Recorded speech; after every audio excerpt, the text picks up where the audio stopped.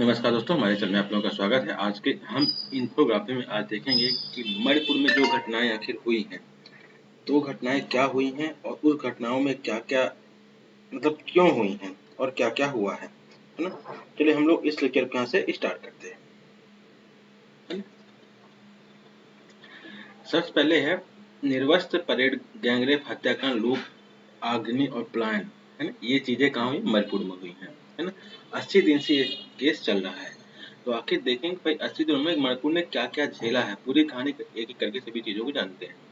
सबसे पहले हम लोग क्या जानेंगे, मैतेई और कुकी विवाद की जड़ में क्या है।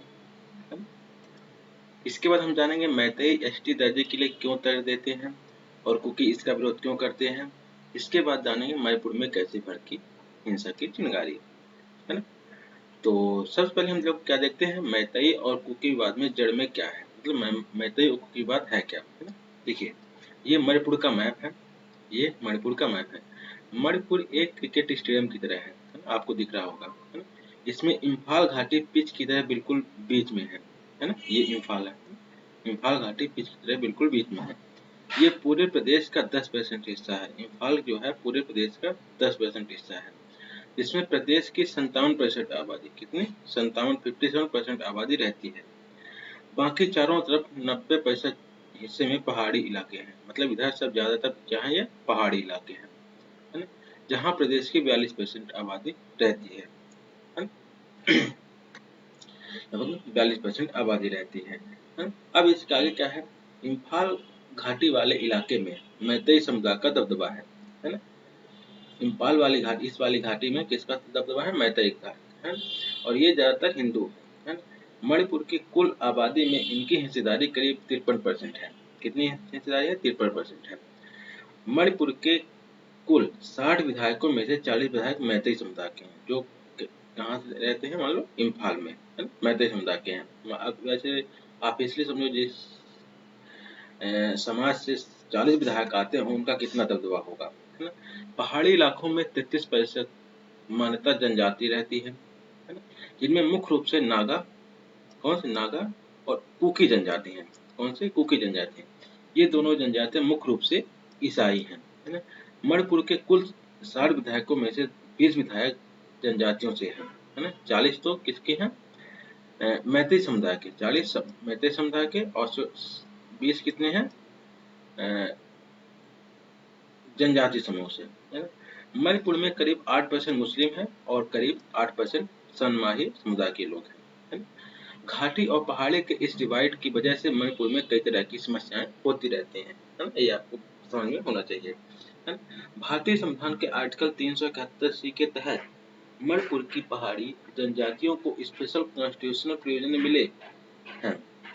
मणिपुर की जनजातियों को स्पेशल कॉन्स्टिट्यूशनल प्रोविजन मिले हैं, जो मैतेई समुदाय को नहीं मिले हैं, है ना? जनजाति समूह को मिले हैं और मैतेई समुदाय को नहीं मिले हैं।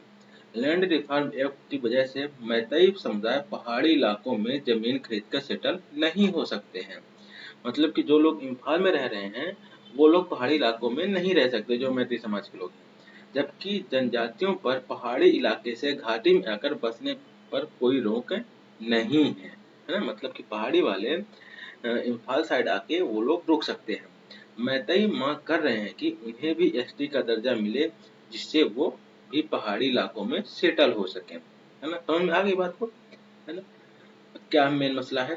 अब मैतेई एसटी दर्जे के लिए क्या तर्क देते हैं और कुकी इसका विरोध क्यों करते हैं, है ना? इसके आपके दिमाग में ये क्वेश्चन उठता होगा। देखिए, मैतेई ट्राइब यूनियन का तर्क है कि 1949 में भारत में मणिपुर रियासत के विलय से पहले वे एक मान्यता प्राप्त जनजाति थे, लेकिन विलय के बाद उन्होंने अपनी पहचान खो दी है। विलय के बाद वे अपनी मान्यता खो दी।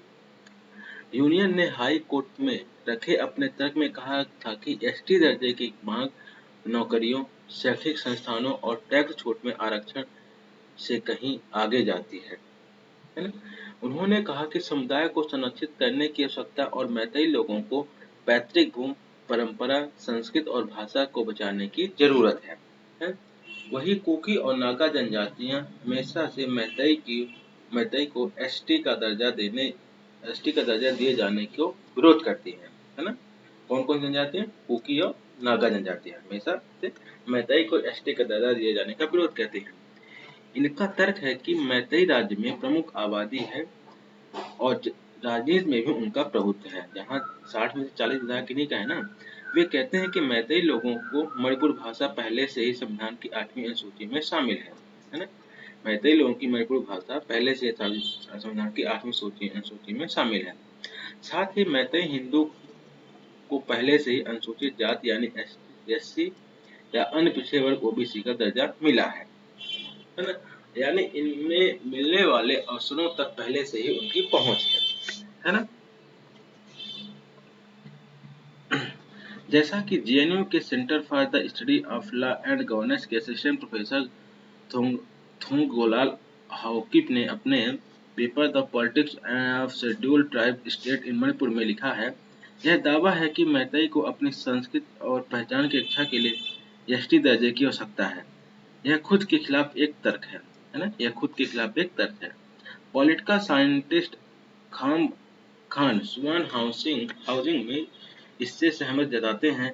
वह कहते हैं कि अगर मैतेई खुद को एसटी की लिस्ट में शामिल कराने में सफल होते हैं तो वो भारत में एसटी, एससी, ओबीसी और ईडब्ल्यूएस का लाभ हासिल करने वाले एकमात्र समुदाय बन जाएंगे, है ना। कौन हो जाएंगे? एकमात्र समुदाय बन जाएंगे। एक बार इसको चीज को समझिए। वह कहते हैं कि अगर मैतेई खुद को एसटी की लिस्ट में शामिल कराने में सफल हो जाते हैं तो भारत में एसटी, एससी, ओबीसी और ईडब्ल्यूएस का लाभ हासिल करने वाले एकमात्र समुदाय बन जाएंगे, है? अब इसको देखिए कि मणिपुर में कैसे भड़की चिंगारी है।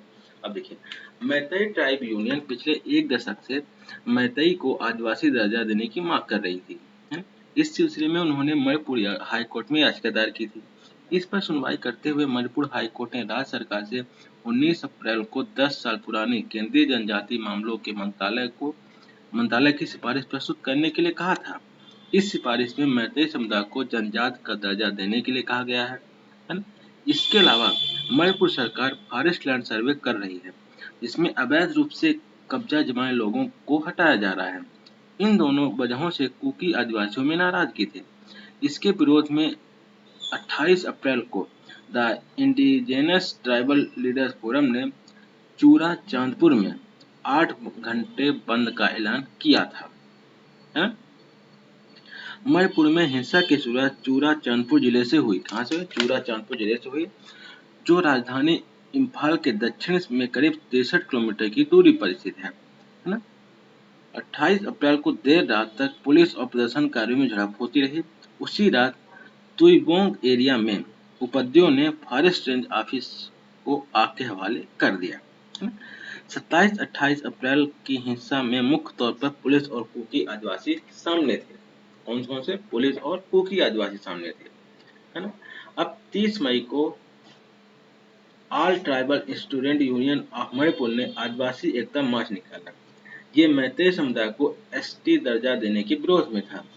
इसी मार्च के दौरान स्थिति बिगड़ गई और इसने जाति संघर्ष का रूप ले लिया। एक तरफ मैतेई समुदाय के लोग, दूसरी तरफ कुकी समुदाय के लोग, है ना।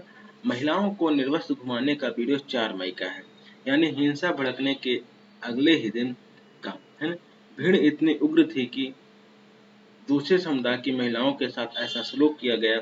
तब से करीब 80 दिन बीत चुके हैं। मणिपुर की हवा में आग जलने की दुर्गंध और मार दो जला दो किनारे गूंजते रहते हैं, है ना। आगे बात समझ में पूरे मतलब आपको व्यू समझ में आ गया हो कि भाई आखिर मणिपुर में हुआ क्या है। अब घटनाएं क्या क्या हुई ये अलग मैटर है ना। ये चीजें हुआ क्या क्या है ना। अब आए चलते हैं इस हिंसा के कारण जो लोग प्रभावित हुए उनके बारे में जान लेते हैं, है ना। मणिपुर हिंसा से 70,000 लोग बेघर हो गए हैं। 21 जुलाई तक का अपडेट है ये चीजें, है ना। इसके बाद सरकारी मालखाने से लोगों ने 3,000 बंदूकें और 6 लाख गोलियां लूट ली हैं। ये अब तक लौटाई नहीं गई हैं, है ना। अब और सेकंड क्या है, 70,000 से ज्यादा लोग राहत शिविरों में रह रहे हैं। 10,000 से ज्यादा पड़ोसी राज्यों में चले गए हैं, है ना। 6,000 से ज्यादा एफआईआर दर्ज हुई हैं। 5,000 से ज्यादा आगजनी की घटनाएं हुई हैं और 6,754 लोगों को हिरासत में लिया गया है ना। ये चीजें हैं। अब इसके बाद क्या है, 142 से ज्यादा लोग मारे गए हैं और इनमें दोनों समुदायों के अलावा बीएसएफ और मणिपुर पुलिस के जवान भी शामिल हैं, है ना। हिंसा के पहले 5 दिन में मारे गए 70 लोगों के शव मार्चुरी में रखे हैं। सुप्रीम कोर्ट के आदेश पर भी परिजनों को नहीं सौंपे गए हैं, है ना। भीड़ ने 200 से अधिक चर्चों और 17 मंदिरों को नष्ट या क्षतिग्रस्त कर दिया गया है। कई स्थानीय विधायकों मंत्रियों के घर पर भी हमला किया गया है। ये चीजें हैं। अब 350 रिलीफ कैंपों में 70 से ज्यादा लोग कैसे हैं, कौन कौन से हैं? कांग कांगपोकपी में 54 कैंप है ना। और इम्फाल वेस्ट में 10, बिष्णुपुर में 58 और चूरचांदपुर में 63 यहाँ से जो आगजनी हुई है ना। थौबल कांगचिंग में 14, सॉरी थौबल में 12, कांगचिंग में 14 और इम्फाल ईस्ट में 39, इतने कैंप हैं, है ना। इसके अलावा भी कई शहरों में रिलीफ कैंप बनाए गए हैं। अब आप लोगों को मणिपुर का पूरा व्यू समझ में आ गया होगा कि आखिर क्या हुआ है ना। तो अब मैं इस लेक्चर को यहाँ समाप्त करता हूँ। हमारे चैनल को सब्सक्राइब कर लीजिएगा। धन्यवाद।